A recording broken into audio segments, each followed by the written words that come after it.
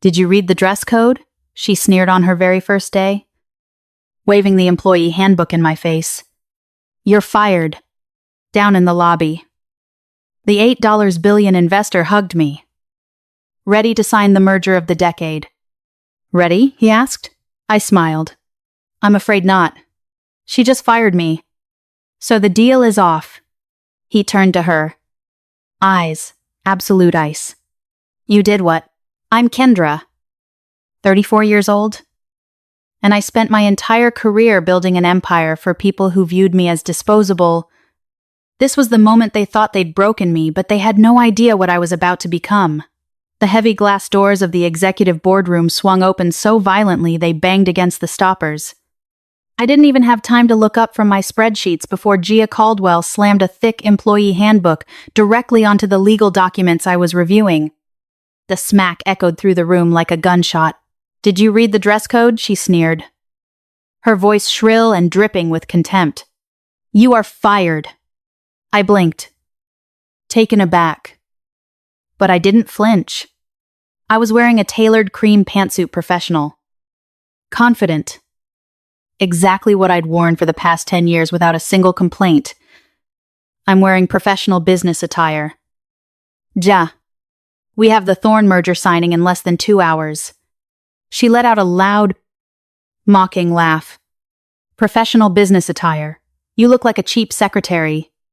Did you even read the policy before showing up to embarrass my father's company? I stood up slowly, matching her chaotic energy with chilling calmness.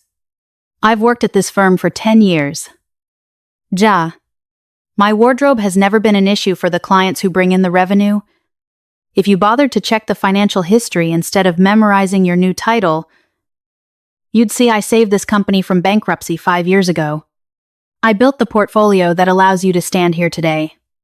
Her face turned a violent shade of red. How dare you speak to me like that, she screamed, pointing a manicured finger inches from my nose. This is my father's company. My company. You're fired. Get your things and get out. She lunged forward and yanked my corporate security badge off my lapel, snapping the fabric lanyard. I'm stripping your access immediately. Let's see how important you are when you're standing on the sidewalk with nothing. But the true heartbreak wasn't coming from Gia. I turned my gaze toward the doorway. Jason, my fiancé of 2 years, stood there. So did Andre, my brother-in-law, who had married my sister Monica. Both of them were completely silent. I waited for Jason to speak to defend me, to tell this spoiled child she was making a massive mistake. He looked at the carpet instead. Andre stepped forward, but not to defend me. He handed Gia a perfectly prepared iced coffee.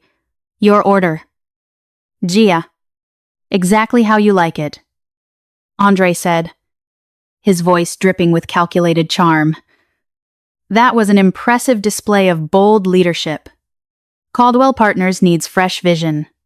I'm fully prepared to take over Kendra's portfolio immediately. The sheer audacity stole my breath. He was using my termination as a stepping stone. Jason shuffled behind Andre, using my brother-in-law's shoulders as a human shield. He was actively aligning himself with the new power dynamic. 2 security guards marched in. Gia pointed at me. Escort her off the premises immediately. I didn't scream. I didn't beg. I picked up my designer handbag, looked Gia in the eye with a cold, unblinking stare, then turned and walked out. My spine was straight, my chin parallel to the floor. Dozens of junior analysts peered from their cubicles, faces pale with shock. The elevator doors slid shut, isolating me in the quiet descending box. My phone vibrated. I pulled it out, a text from Jason. Gia just promoted me to director. I can't have a fired liability dragging me down. The wedding is off. I'm moving my stuff out tonight. A fired liability. That was how my fiancé saw me. The elevator reached the lobby. The door slid open. I stepped out, gripping my phone tightly, feeling the cold numbness in my chest transform into something else, entirely a sharp, calculating fury. They had just thrown a match into a powder keg. Unaware, I held the detonator. Inside the mahogany-paneled elevator, the doors sealed shut, isolating me from the chaos I'd left behind. The soft hum of the descending cab was the only sound, and for a moment, I just stood there, staring at my own reflection in the polished brass. He hadn't cried. I hadn't screamed. But the silence was loud with the weight of everything. I'd just lost my career, my fiancé, my dignity. Then my phone vibrated. I pulled it out, expecting an urgent email from a client. Instead, the lit screen showed a text from Jason. My heart still stupidly skipped a beat. Maybe he was checking on me. Maybe he was about to tell me he'd quit in solidarity. I unlocked the screen and read the message once. Then again, Gia just promoted me to director on Andre's recommendation. I can't have a fired liability dragging me down. The wedding is off. I'm moving my stuff out tonight. I stared at the words. They didn't make sense at first. The man who had slipped a diamond on my finger 2 years ago, who had slept beside me every night, who had promised to be my partner through every storm. He had just traded our entire future for a job title that wouldn't exist in 6 months. And he called me a liability. The elevator continued its steady descent. The digital numbers above the door ticked down from 40 to 39 to 38. I didn't blink. I didn't gasp. I didn't feel the sting of tears I'd been holding back all morning. Instead, a strange, cold clarity washed over me. Have you ever had your entire world collapse in a single text message? Because that's what it felt like, except when I looked deeper. I realized it wasn't my world that was collapsing. It was theirs. Jason had thrown away 2 years of love for a promotion. Andre had traded a decade of family loyalty for a corner office. Gia had torpedoed her father's legacy over a pantsuit. They were all making the worst bets of their lives. And I was the one holding the house odds. By the time the elevator hit the 10th floor, the numbness had completely burned away. What replaced it was not sadness.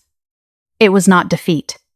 It was a sharp, calculating fury that locked into place like a key turning a deadbolt. They thought I was broken. They thought stripping me of my title and my engagement would leave me weeping on the sidewalk. But they had no idea who they had just betrayed. I didn't build my career by being nice. I built it by being the smartest person in every room. By outthinking everyone who underestimated me. The elevator reached the ground floor with a soft ding. The doors slid apart, revealing the cold marble lobby of Caldwell Partners. Dozens of employees still stood frozen, watching me like a funeral procession. I gripped my phone, slipped it into my pocket, and stepped out of the cab. Not a single tear fell. Not a single muscle in my face twitched. I walked toward the security desk, where a uniformed man was already holding a flimsy cardboard box, my personal belongings hastily swept from my desk. I took it without a word, feeling the rough cardboard press against my palms. 10 years of my life, condensed into less than 5 pounds of junk. But I didn't look back at the elevator. I didn't look up at the glass walls where Gia was probably watching from above. I just kept walking, my spine straight, my heels clicking against the marble, ready to meet the billionaire who would change everything. The elevator doors slid open, and I stepped onto the cold marble floor of the main lobby. The air was still thick with the tension of my fall employees who had been frozen in place, now shifted their weight, pretending to look at their phones.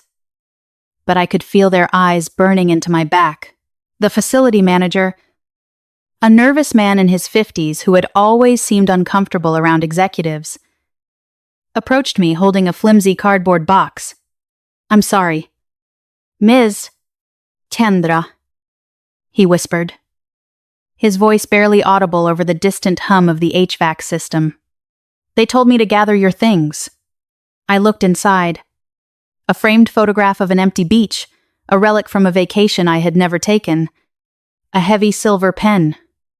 A gift from a mentor who had long since retired.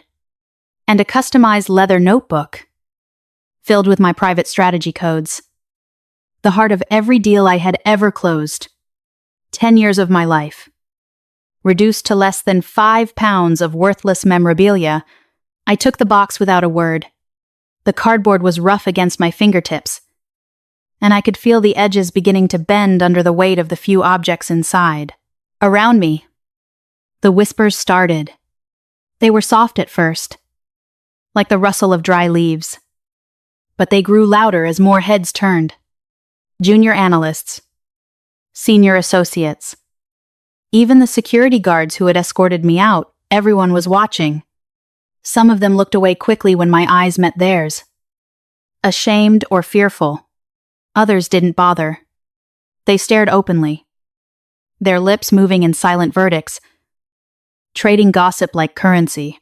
Did you hear she got fired over her outfit? Gia Caldwell herself did it. First day on the job. And Jason, he just dumped her by text.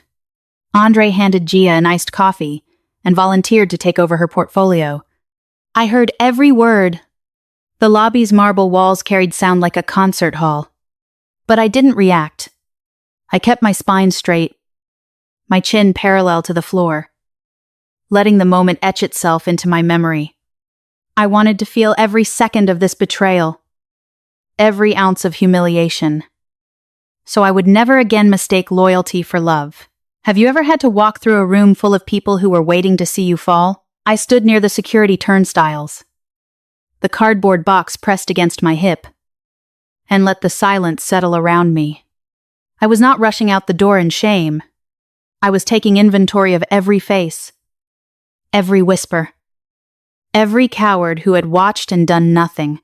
Then, through the massive floor-to-ceiling windows, I saw the black SUVs pull up to the curb. The doors opened in unison, and a team of sharp-suited lawyers stepped out, creating a perimeter on the sidewalk. And behind them, emerging from the lead vehicle like a storm cloud, was Maxwell Thorne. He was a formidable man, silver hair swept back, tailored charcoal suit, eyes that scanned the building with predatory precision. The founder of Thorne Industries, the $8 billion client I had courted for 14 months. A man who despised corporate politics and nepotism more than anything in the world. He walked toward the revolving doors, his legal team flanking him like a military unit. And I stood there, cardboard box in hand, waiting to see what he would do. I stood near the security turnstiles, the cardboard box still pressed against my hip, as Maxwell Thorne pushed through the revolving doors with the weight of a freight train. His legal team fanned out behind him, their leather briefcases swinging in perfect unison, their eyes scanning the lobby like a security detail. And then, the new power trio sprang into action. Gia Caldwell stepped directly into his path before he'd taken 3 strides. She extended her hand, forcing him to stop or knock her over. Her smile was so bright it looked painful. "Mr. Thorne," she chirped, her voice echoing shrilly against the high ceilings. "I'm Gia Caldwell, the new executive vice president. It's an absolute honor to welcome you to our headquarters today." Right beside her, Andre stepped forward in perfect synchronization, snapping his binder shut and thrusting out his own hand. "Mr. Thorne. Sir. It's a true privilege. I'm Andre. I'll be personally overseeing your portfolio from this moment forward." And behind them, tucked like a shadow, Jason wiped his sweaty palms on his trousers and tried to look important. Maxwell Thorne did not slow down. He did not blink. He looked at Gia's outstretched hand with the same passing annoyance you'd give a stray piece of trash on the sidewalk. He looked at Andre as if the man were a ghost. Without a single word, he sidestepped both of them neatly, deliberately, and kept walking. Gia's smile froze. Andre's hand hung in the empty air. Jason looked like he might vomit. The entire lobby held its breath as Thorne bypassed the executive greeting committee and walked straight toward me. When he reached me, his stern expression melted into a warm, genuine smile.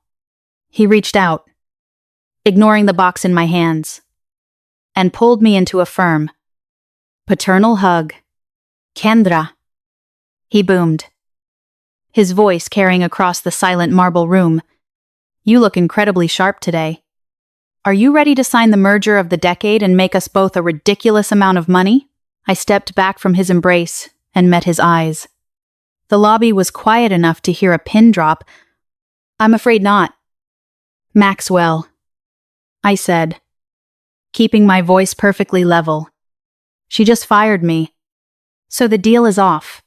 The words hung in the air like a physical shockwave. Behind him, I saw Gia's face drain of all color. Andre's shoulders dropped. Jason grabbed the edge of a marble pillar to steady himself.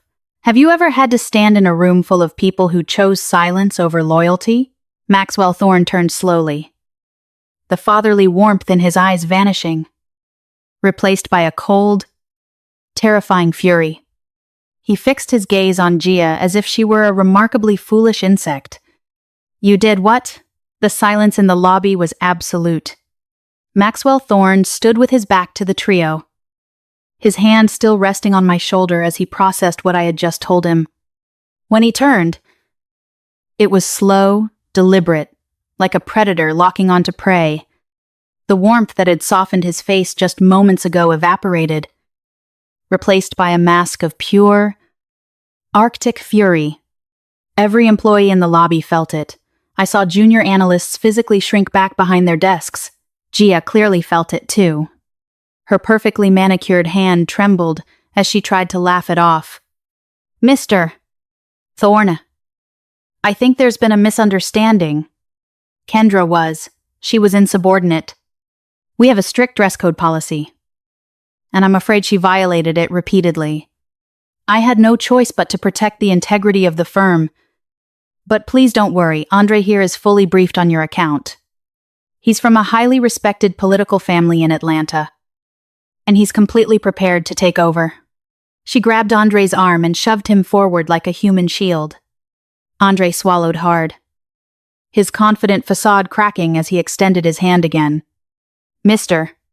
Thorne, I assure you, Caldwell Partners values your business immensely.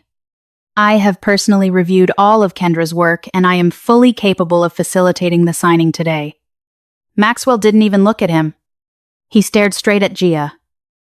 And when he spoke, his voice dropped to a low, dangerous register that echoed off the marble pillars. You fired the only person in this building who understood my business. The woman who spent 14 months building this merger from scratch. The strategist who personally guarantees my capital over a dress code. He reached down, took the thick leather binder from Andre's trembling hands, the binder containing my original work, and opened it. He read the top page for a moment, then let out a harsh, humorless laugh that sent a visible shiver down Gia's spine. You really thought you could just swap names on a piece of paper and inherit an empire. He gripped the stack of documents with both hands.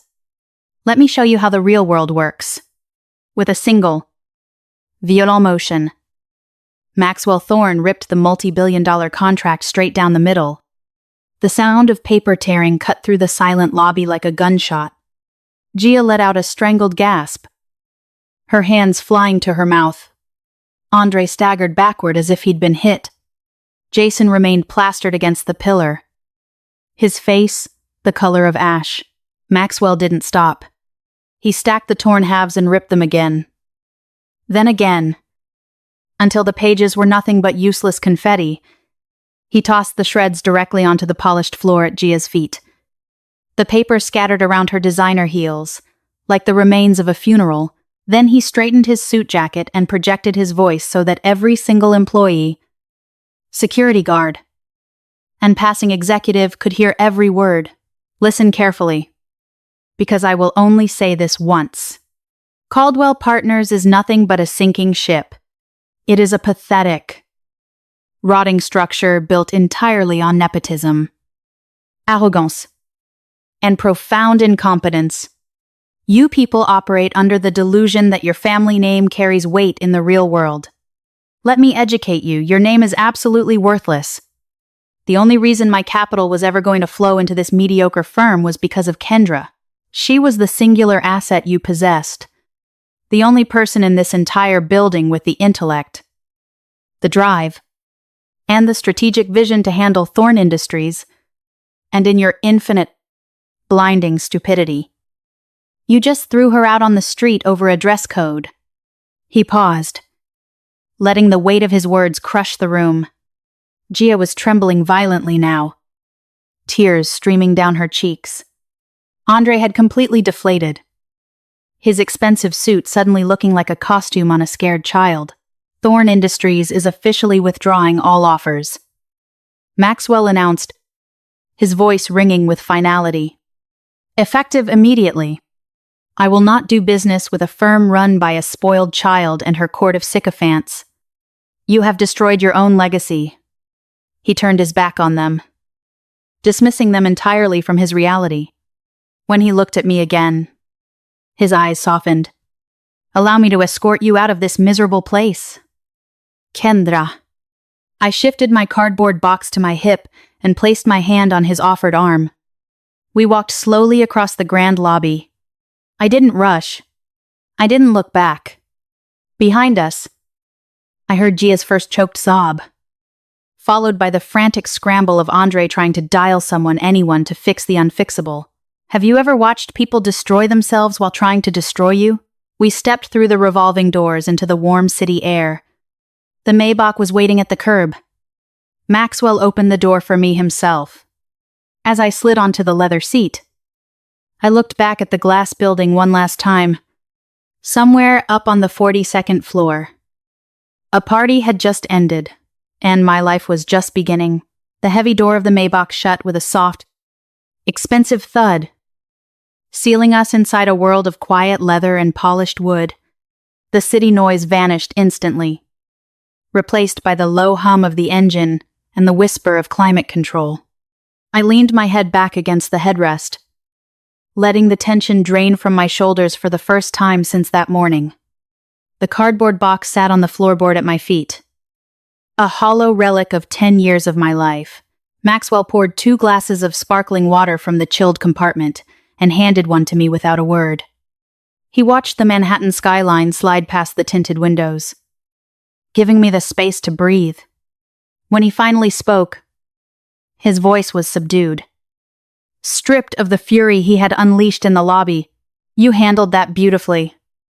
Kendra, he said, taking a slow sip. Most people would have shattered into a million pieces. You stood there like a stone wall. That's exactly why I trusted you with my capital in the first place. I traced the rim of the glass, feeling the cool condensation on my fingertips. I didn't have time to be emotional. Maxwell, they didn't just fire me, they tried to erase me. My fiancé texted me before I even hit the ground floor. My brother-in-law orchestrated the whole takeover while my security badge was still warm. I'm not sad. I'm recalibrating. He let out a low, appreciative chuckle. I know you are. That's why I pulled all my capital. Caldwell is a sinking ship. And without your portfolio, it'll bankrupt within 6 months. But I have a problem. Kendra, I have $8 billion in liquid assets that need to be deployed aggressively by the end of the fiscal quarter. And the only strategist I trust is currently unemployed and sitting in my car with a cardboard box. He turned to face me fully, his expression shifting from warmth to cold. Focused business. I'm opening a new private equity fund under the Thorn Industries umbrella. It'll operate independently aggressive acquisitions, distressed assets, corporate takeovers. I need a managing director who knows how to spot weakness and exploit it without hesitation. I want you to run the fund. Full autonomy, unlimited resources, and an initial compensation package that triples whatever miserable salary Caldwell was paying you, plus 20% of the carried interest on every deal you close. I stared at him, the numbers clicking into place in my mind like the tumblers of a vault.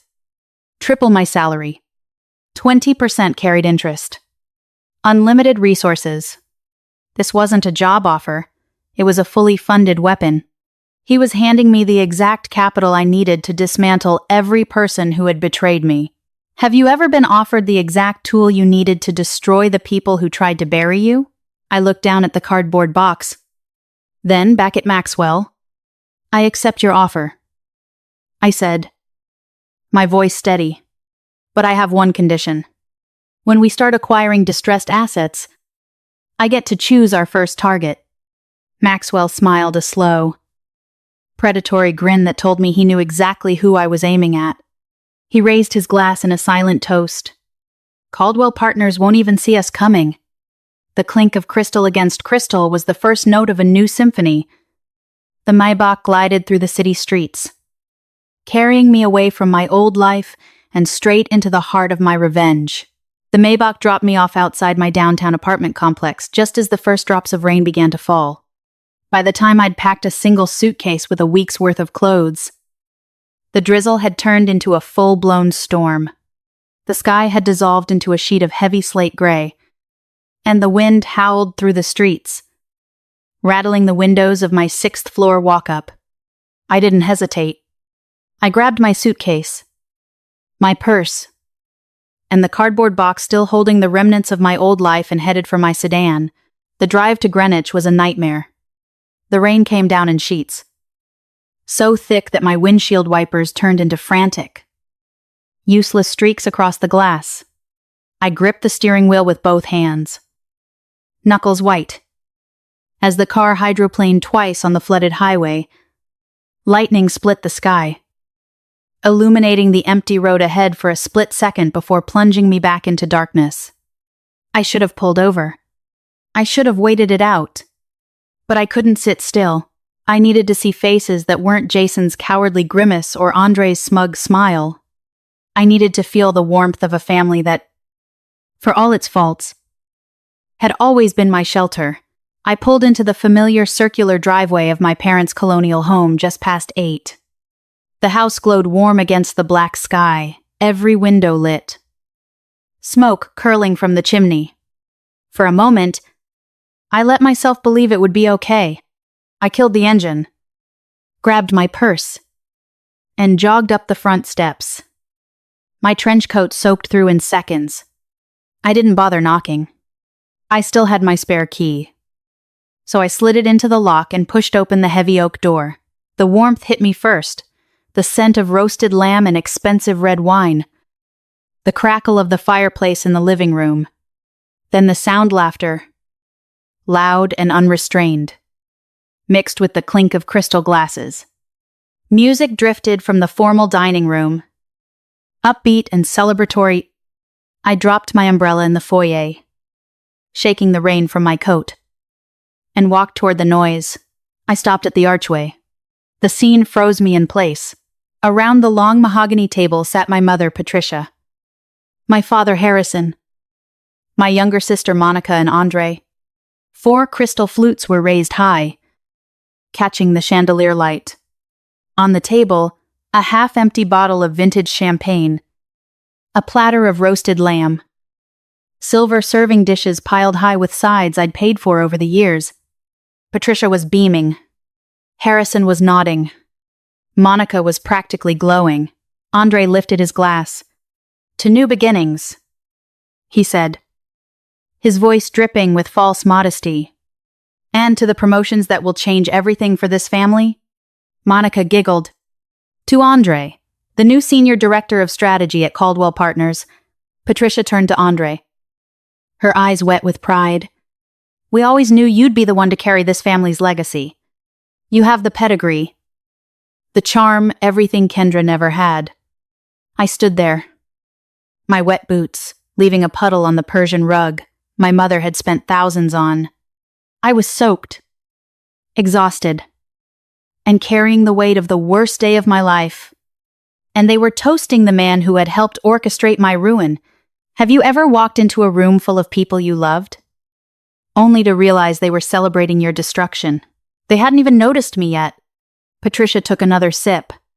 Kendra was always too rigid. She thought her spreadsheets made her irreplaceable. But Andre understands the big picture. He knows how to play the game. Harrison cut a piece of lamb, chewing slowly. Frankly, her dismissal was overdue. You can't run a firm with someone who thinks rules don't apply to them. Andre, you're going to bring this family into a new era. Monica reached over and squeezed Andre's hand. And we're looking at vacation homes in Aspen with the commission from the Thorn deal. Isn't it perfect? I cleared my throat. The sound cut through the noise like a blade. Patricia's head snapped up.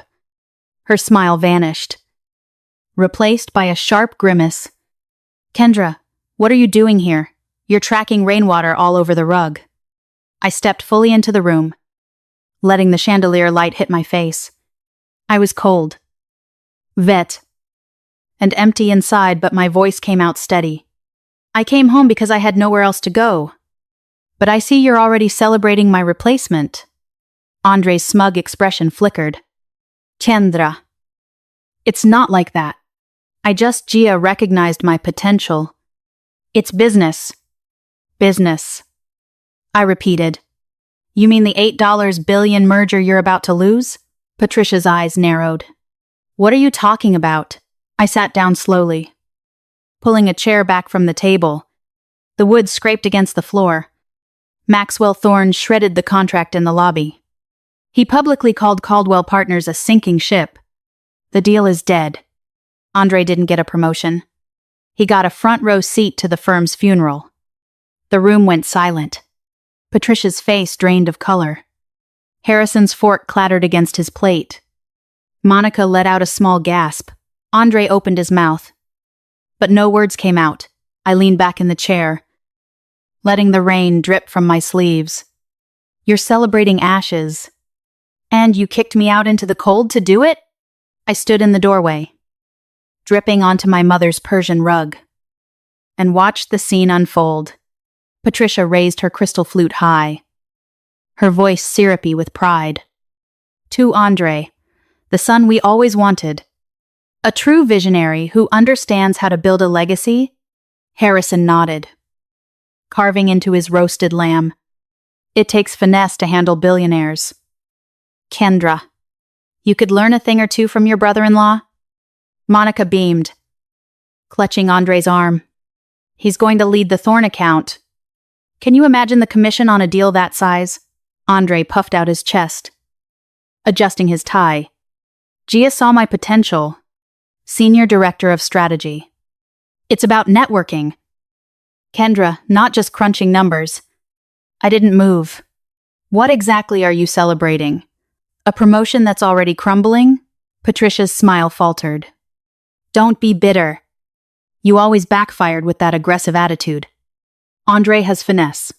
Have you ever had to stand in a room full of people you'd supported for years? Watching them toast your replacement, I slowly pulled a chair out and sat down, letting the silence hang. Let me tell you what really happened today. I slowly pulled a chair out and sat down, letting the silence hang. Let me tell you what really happened today. I looked at Andre, then at my mother, then at my father. The $8 billion merger is dead. Maxwell Thorne walked into the lobby. Gia tried to shake his hand, and he walked right past her. He came to me. He hugged me. And when I told him I'd been fired, he turned around and ripped the contract in half. Right there, in front of the entire company, he shredded it into confetti and threw it at Gia's feet.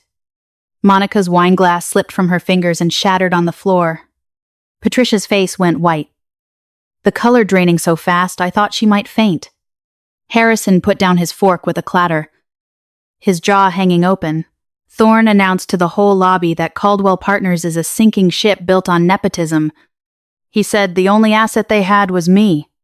And then he pulled his capital, withdrew all offers, and told his legal team to inform the board exactly why. The firm is doomed, bankrupt in 6 months. And Andre's promotion is about as real as his crypto portfolio. Andre stood up, his chair scraping violently against the hardwood. That's a lie. You're just bitter. Gia promoted me fair and square. You sabotaged the meeting because you can't stand to see anyone else succeed. I didn't blink. I sabotaged nothing. You stood there while I was fired. You handed her iced coffee. And now, the deal is gone. Your success lasted exactly one lobby handshake. Patricia slammed her palm on the table, rattling the crystal. You need to call Gia right now. You need to apologize. Beg if you have to. Fix this. You owe it to your family. Have you ever had to stand in a room full of people who were actively blaming you for their own greed? I leaned back in my chair. I'm not apologizing to anyone. I'm not begging. I'm done carrying you. Harrison's face turned purple. You selfish, ungrateful girl. We gave you everything. You will call Caldwell and make this right. Or you are no daughter of mine. I stood up, my chair scraping back. Then I'm no daughter of yours. Because I will never bow to a woman who destroyed my life just to test her power. And I will never grovel for people who threw me out the moment I stopped being useful. Patricia lunged forward, her finger pointing at the door. Get out of my house. Get out. You monster. I turned and walked out of the dining room, my heels clicking against the floor. Behind me. The screaming started, Patricia blaming Harrison, Harrison blaming Andre, Monica sobbing. I didn't look back. I walked out into the freezing rain, got into my car, and sat in the dark. The house glowed behind me, warm and full of noise. But I felt nothing but cold. Clean freedom. They had just destroyed themselves. And I hadn't even started yet. I barely made it to the front door before Harrison's heavy hand clamped down on my shoulder. His fingers dug into the damp fabric of my trench coat. And he yanked me around so hard I stumbled against the wall. You think you can just walk out? He roared, his breath hot and sour against my face. You're going to fix this, or you're not stepping foot in this house again. Patricia appeared behind him, her face twisted with a venom I'd never seen before. She reached past Harrison and snatched the spare key from my trembling hand, the same key I'd used to let myself in just an hour ago. The same key that had opened this door for me 1,000 times. You've lost your mind? Kendra, she hissed, clutching the key to her chest like a trophy. You don't get to destroy everything we built and then pretend you're the victim. You want to be a martyr. Fine. Go freeze out there. See how far your pride gets you. Harrison shoved me toward the open doorway. The freezing rain lashed against my face, soaking through my hair and running down my neck. But I didn't fight. I let him push me out onto the porch, my boots skidding on the wet stone. I was halfway down the steps when Monica's voice cut through the storm. Wait. Daddy. Let me tell her why she really needs to be sorry. I turned. My sister stood in the doorway, silhouetted against the warm light of the foyer. She wasn't crying anymore. She was smiling that sickeningly sweet smile she always wore when she knew something I didn't. You really should have just apologized to Gia. Kendra, she said, her voice dripping with malice. Because Mom and Dad needed your salary to keep this place. They took out a massive second mortgage last month, gave every single dollar to Andre for his crypto fund and a luxury real estate deal down in Atlanta. It's highly leveraged. And without your monthly checks, the bank is going to foreclose in 90 days. You ruined it for yourself. Have you ever had to stand in the freezing rain and realize the people who were supposed to love you had bet your childhood home on a man who couldn't even hold an elevator conversation? The words hit me like a physical blow. A second mortgage. Cash given to Andre. A ticking clock of 90 days. They hadn't just betrayed me. They had mortgaged my past.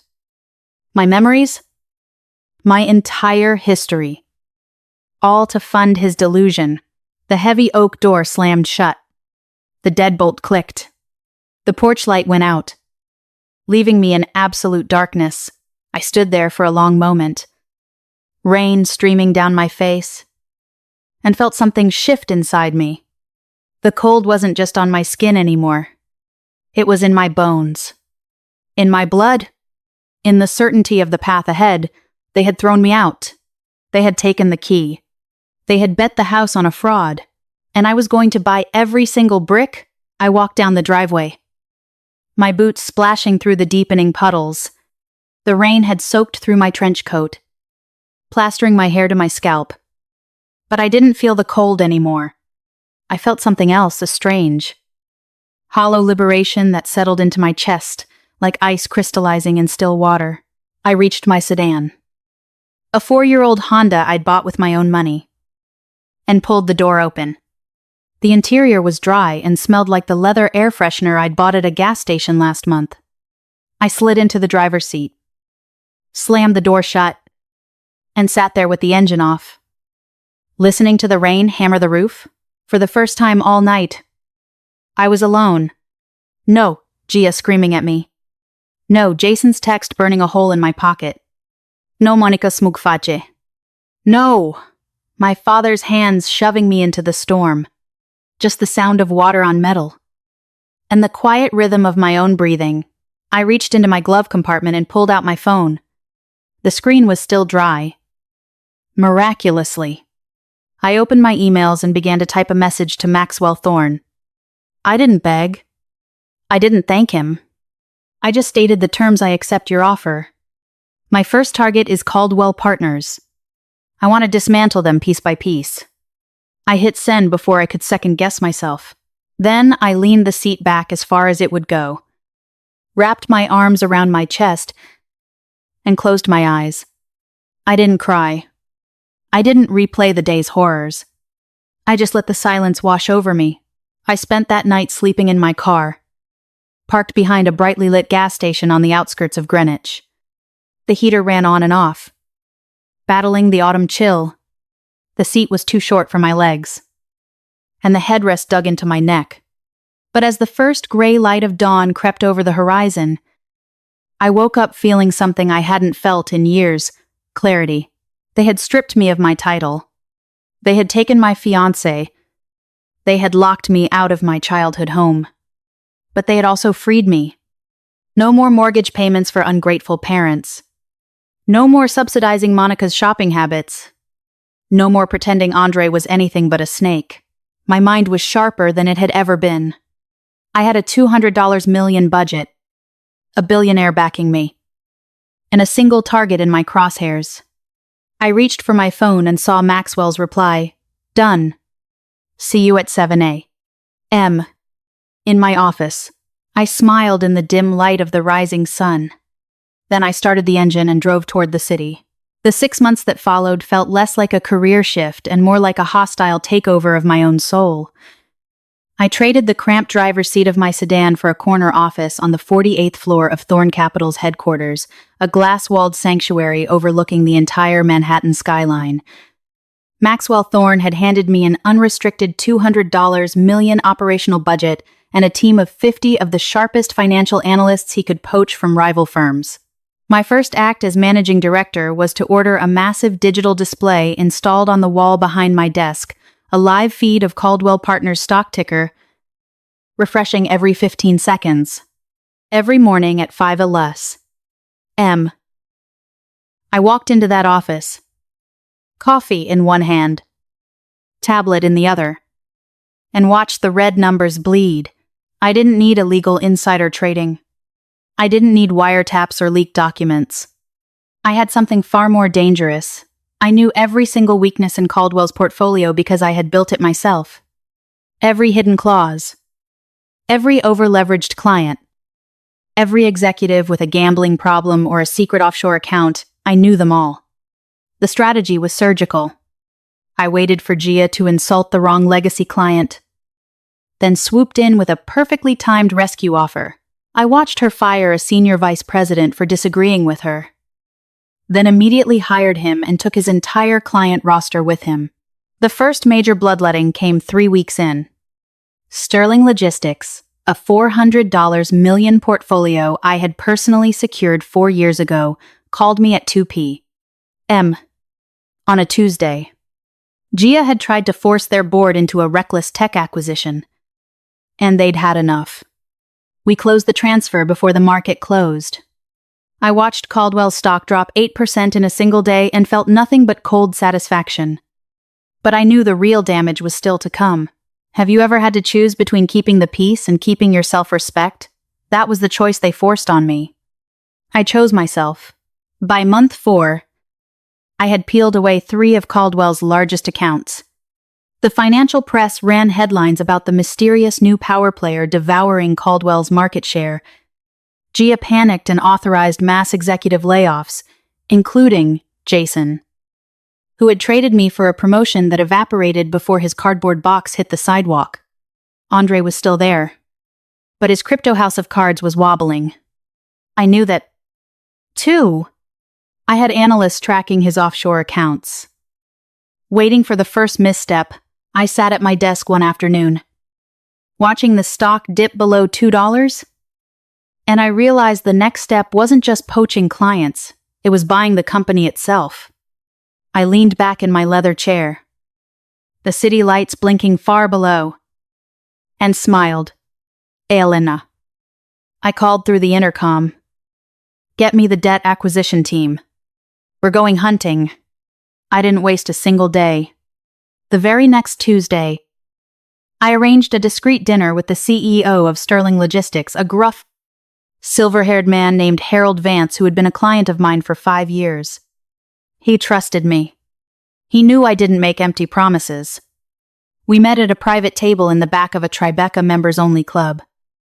The kind of place where the lighting is low and the wine list is older than most of the staff. Over a bottle of 2005 Chateau Margaux? I laid it out plain. Harold, Gia is going to force a tech acquisition on you. She's already had her analysts draft the proposal. It's a bad fit. It's overpriced. And it's designed to inflate her quarterly numbers, not to help your company grow. You're going to lose $60 million in the first year alone. Harold stared at me over his glass, his jaw tightening. How do you know that? Because I wrote the original strategy for Caldwell, and I know exactly how their new leadership thinks. She's desperate. She'll push this through within 30 days. And your board will be stuck with a toxic asset. I set down my glass and leaned forward. I'm not here to sell you anything. I'm offering you a lifeboat. Thorn Capital is opening a new logistics fund. Full autonomy. Zero meddling from management. And I'll personally oversee your portfolio. Transfer your $400 million asset management contract to us. And I guarantee you'll never have to worry about a forced acquisition again. Harold was silent for a long time. Then he picked up his phone, typed a quick message, and looked up at me. My legal team will have the paperwork ready by Friday. I smiled, raised my glass, and we sealed the deal. The transfer hit the market that Monday. The financial press reported it as a strategic shift. Caldwell Partners stock dropped another 6%. Gia called an emergency board meeting. I watched the live stream from my office, sipping my coffee. As she tried to blame the loss on changing market conditions, she didn't even mention my name. She was too afraid to admit that the fired employee she'd humiliated was systematically dismantling her empire. Have you ever had to watch someone destroy everything they built? Knowing you held the keys all along, that was the moment I realized I wasn't just taking clients. I was taking control. By the end of the week, Moody's downgraded Caldwell's credit rating to junk status. The death spiral had begun. The next target was Horizon Healthcare. Jason, my ex-fiancé, had somehow convinced Gia to let him lead their merger negotiations, a $900 million acquisition that would have been Caldwell's lifeline. I knew Jason. Like the back of my hand, he couldn't read a regulatory compliance document to save his life. So I didn't interfere directly. I just called Horizon's CFO, an old contact from my networking days, and asked a simple question. Has your legal team reviewed Jason Mercer's compliance record within 48 hours?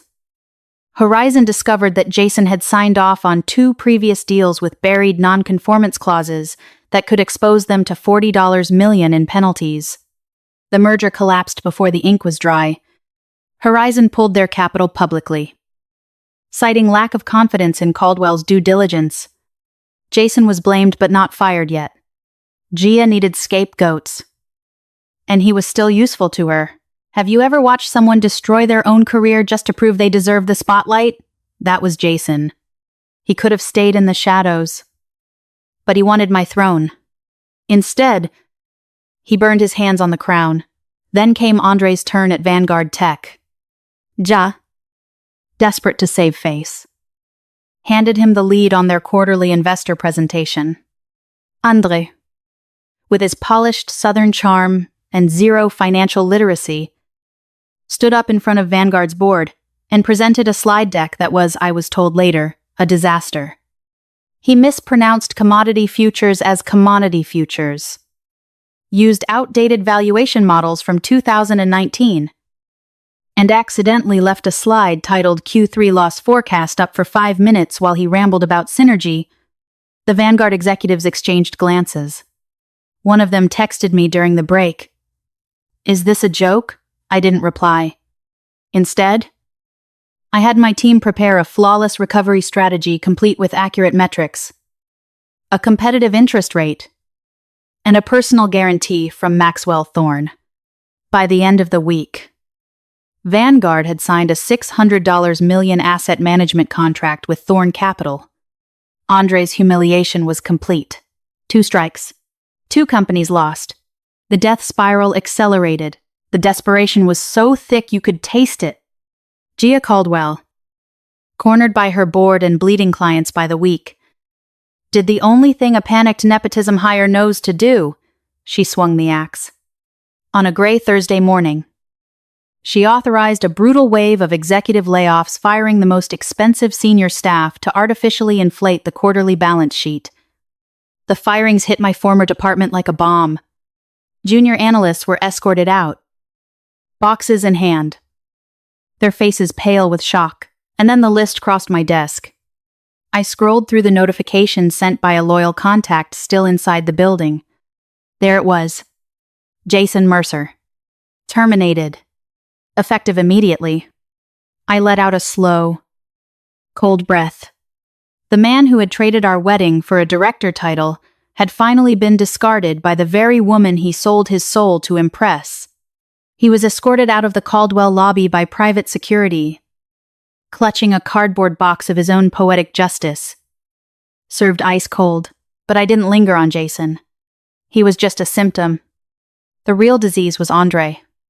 I redirected my surveillance resources, tapping into the offshore financial trail he'd been so careful to hide. What I found made my blood run cold. He had been quietly, systematically funneling every dollar from my parents' second mortgage, the money they'd taken against the Greenwich house, into a single unregulated DeFi token. A crypto casino with no safety net, backed by fake real estate and false promises.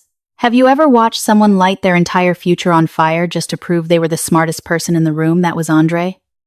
And the fire was about to burn them all. The collapse came fast. A global crypto correction hit the markets on a Tuesday morning, wiping out billions in leveraged positions. Andre's token, a thinly traded garbage asset, plummeted to 0 in a matter of hours. But the real blow came at noon. A joint federal task force raided the token's headquarters, exposing the entire operation as a massive fraud. The developers had already fled the country. The liquidity pools were empty. The digital ledgers froze. Every single dollar Andre had stolen from my parents vanished into the digital ether. Within 4 hours, the second mortgage was utterly worthless. The Greenwich house, the fortress my mother had used to lock me out in the rain, was doomed. The bank would foreclose before the month ended. And Andre, the visionary with the powerful political lineage, was now a fugitive staring down federal indictments. I leaned back in my leather chair, watching the red alerts flash across my screen, and realized I didn't have to destroy them. They had done it to themselves. I just had to buy the wreckage, The collapse hit Monaco like a physical blow, but she didn't even see it coming. She was standing in a boutique on Fifth Avenue, surrounded by the soft glow of track lighting and the scent of expensive leather. 3 handbags resting on the marble counter. She'd spent the morning curating her perfect fall capsule, entirely oblivious that the world she'd built was already caving in. When the cashier swiped her platinum card, the machine beeped red. Monaco rolled her eyes, pulled out a second card. Sama result. A third. Declined. The cashier's polite smile froze as she asked, "Would you like to try a different method?" "Ma'am." Monaco's face flushed, not from embarrassment yet, but from pure indignation.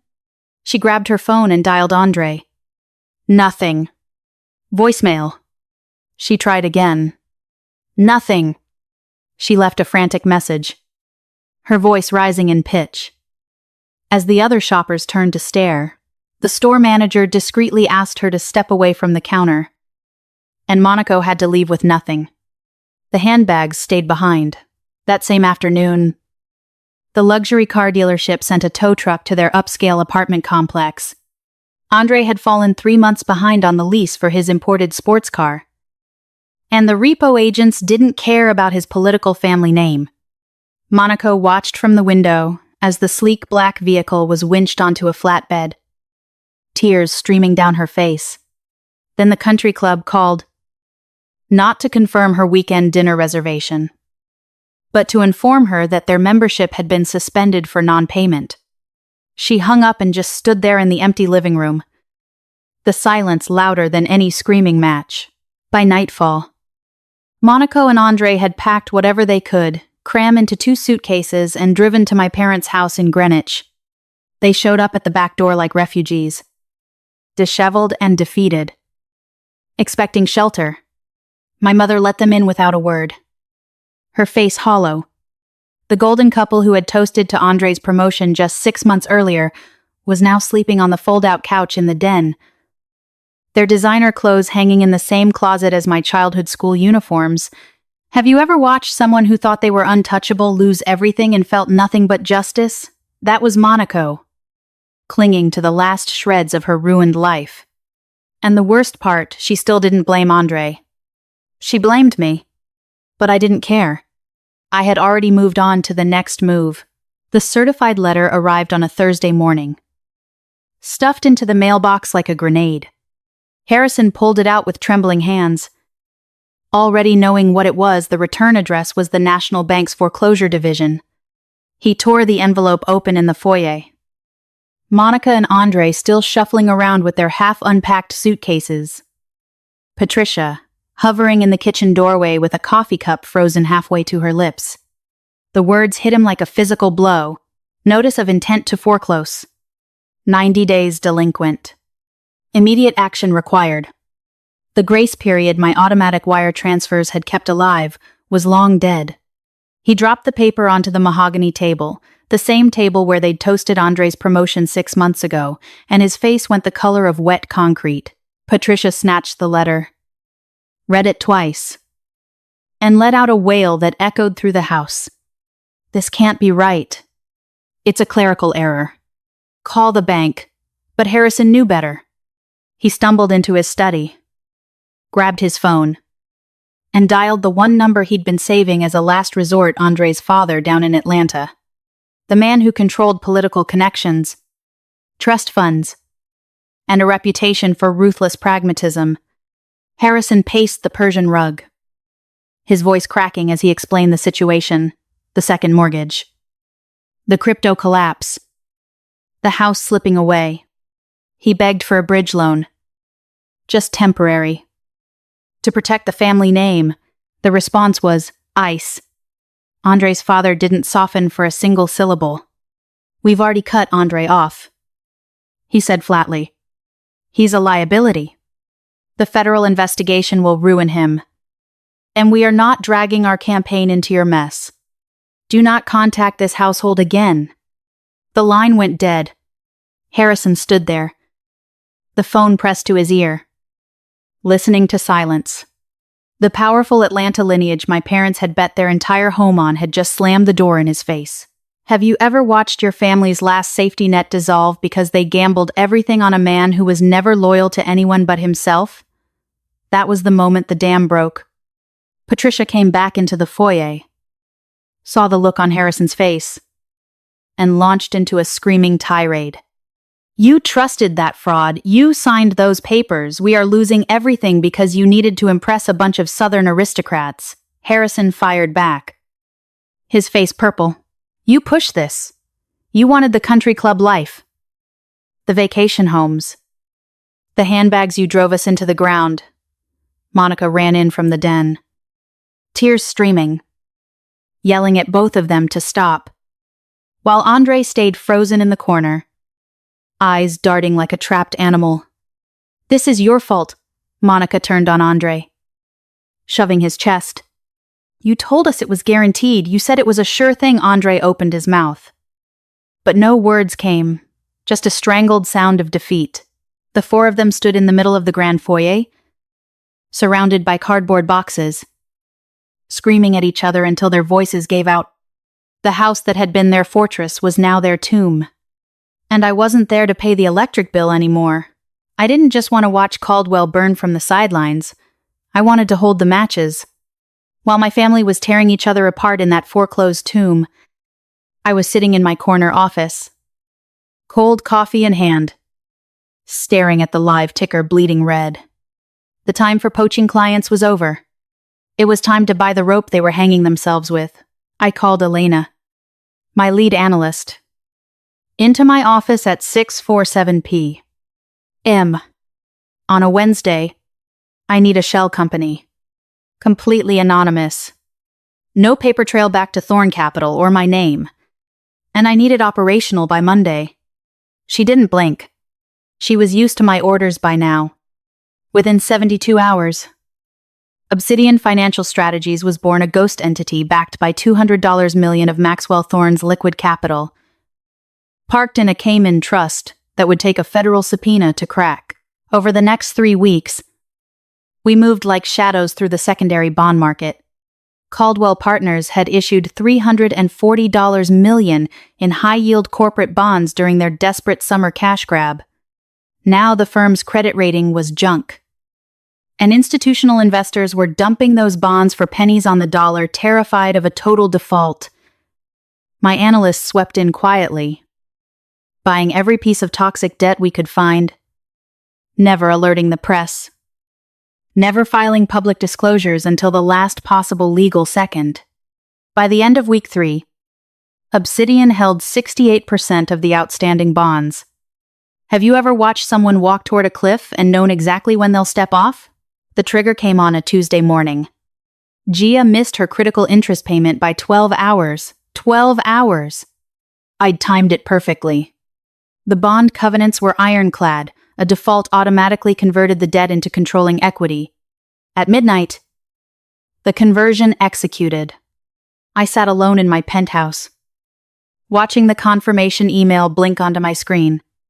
Obsidian Financial Strategies was now the majority shareholder of Caldwell Partners. I owned the company that fired me. I didn't celebrate. I just picked up my phone and called my security team. It was time to arrange a visit to the 42nd floor. The heavy oak door of the Greenwich house swung open, and I stepped over the threshold wearing the same cream pantsuit I'd worn the day Gia fired me. The foyer smelled of stale champagne and desperation boxes stacked against the walls. The Persian rug rolled and shoved into a corner. From the living room, I heard my mother's theatrical wail, my father's gruff commands, Monica's sniffling. I didn't announce myself.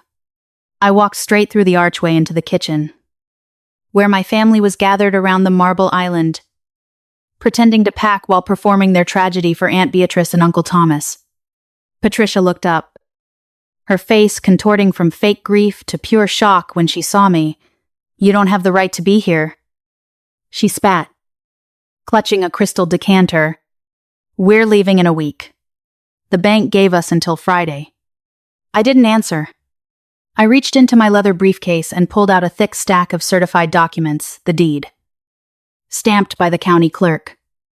The foreclosure auction receipt. The transfer of ownership. I dropped them onto the marble island with a heavy thud that echoed through the silent room. Actually, Mother, I said, my voice calm and cold as winter glass. The bank no longer owns this house. I do. I bought it this morning at the foreclosure auction. Cash. Harrison's face went gray. Monica let out a strangled sob. Patricia stared at the documents as if they were a bomb. You can't do this, she whispered. We're your family. I looked at her, really looked at her. For the first time, without anger, without the desperate hope that she might love me. I saw only a stranger who had traded my loyalty for a son-in-law who would never call again. You have 30 days to vacate my property. I said, not a day more. Not a single crystal glass missing. My legal team will be here to inspect. I turned and walked back toward the foyer, my heels clicking on the hardwood. Behind me, Patricia's voice cracked into a wail. But I didn't stop. I had already spent too many years kneeling for people who would never stand up for me. Have you ever had to choose between keeping the peace and keeping your self-respect? I stepped out into the cold autumn air, the door clicking shut behind me. And I didn't look back. The ground beneath my feet was solid because now I owned it. Now I sit in my penthouse, looking out over a city I helped rebuild.